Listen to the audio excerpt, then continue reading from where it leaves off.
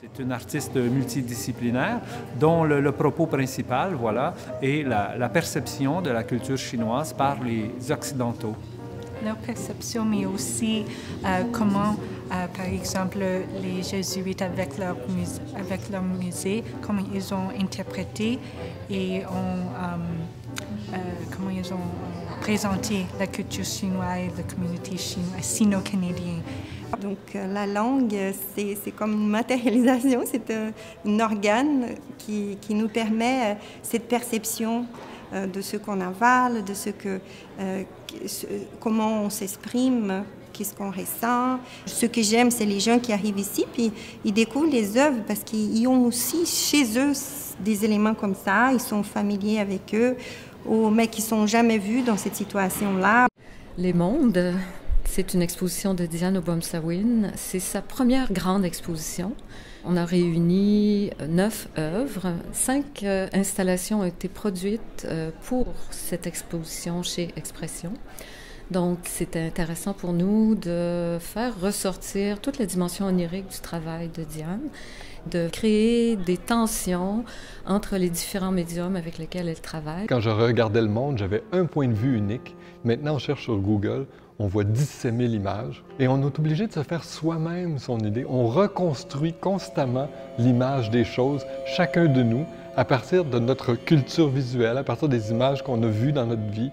Toutes les images qu'il y a dans l'exposition tournent autour de ce projet-là, mais il y a une pièce qui est inverse. Cette pièce avec le piano couché sur le dos, qui est joué par des petits moteurs, qui a des échos transformés dans des haut-parleurs. C'est-à-dire qu'il y a une partition musicale qui est jouée, mais qui est tentativement jouée par les moteurs sur les cordes du piano, qui échoue. Et au lieu que le sens se construise par l'accumulation de points de vue, il est déconstruit en une série de points de vue. Je m'appelle Karine Tam et je suis la commissaire de Rencontre avec l'autre soi-même. Cette exposition collective présentée à Expression avec la participation du Centre d'artistes montréalais Les Territoires rassemble le travail de 3 artistes. Les préoccupations et thèmes communs dans nos œuvres touchent aux notions de famille, de chez-soi, de quête identitaire et de souvenir.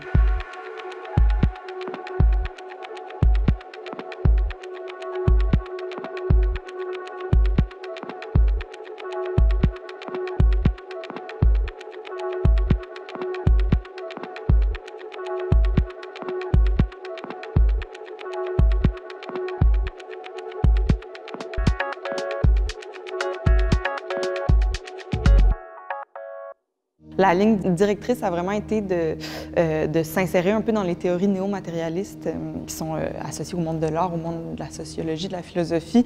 C'est vraiment ces idées-là selon lesquelles la matière est vivante, la matière est active.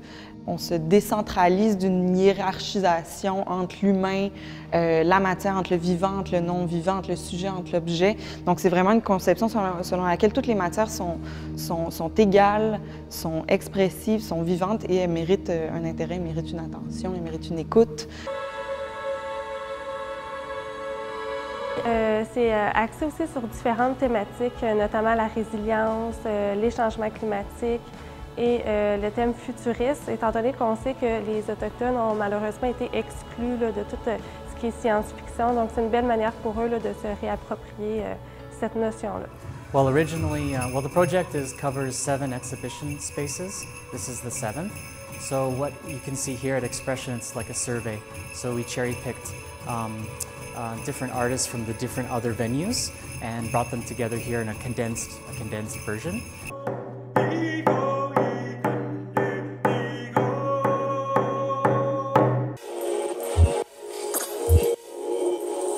C'est une exposition en art numérique à volets multiples. Le thème de l'exposition réunit plusieurs questionnements des artistes au sujet de comment augmenter et remixer des détails de la nature.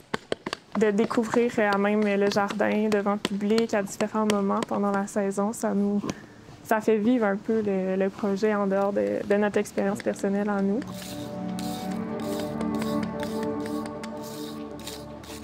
Mon nom, c'est Ariel Rondeau. Je suis commissaire de l'exposition Les créatures de la route. une exposition individuelle du duo Pépite et Joseph.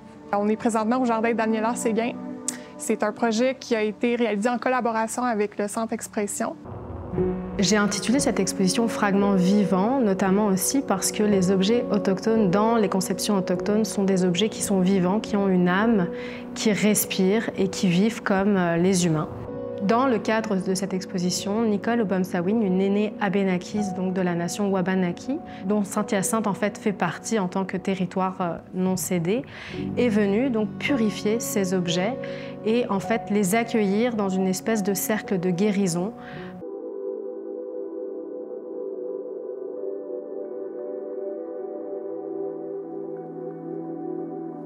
Je suis Bettina Hoffmann et je présente mon exposition Dérive, Drift, Expression. J'ai des photos, des séries photos et surtout des vidéos dans l'exposition. Et j'aborde des thèmes, des situations entre les gens, aussi la communication refusée, la communication non-verbale. J'aime aussi créer des situations où il y a une ambiguïté.